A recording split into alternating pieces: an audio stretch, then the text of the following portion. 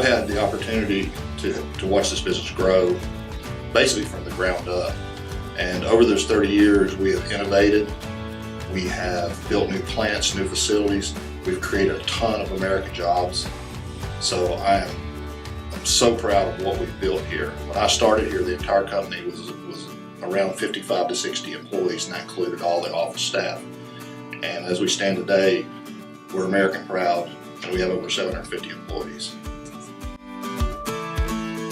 To tell you the truth, I think it starts with the people. It's what we expect out of our people, and if they're meeting, if they're doing what they should be doing, customers are going to see it right up front.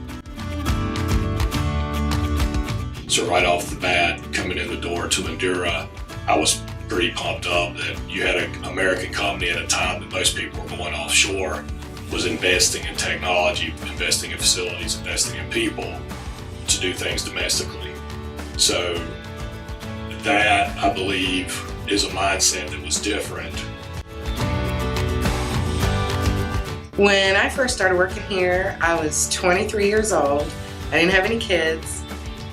There was only one building here that had probably 12 employees, and they had me doing different jobs. Just ran a cap machine, I ran a small little finger joiner, and then they got a molder. Every time there was an opportunity, I asked for advancement. So that's basically how I got here. I've bullied my way into it. Our customer service people have been here for years. They understand what customers do. They understand the different specifications between different customers. They can see an error a mile away and help our customers from ordering the wrong materials. That's kind of what sets us apart from other companies.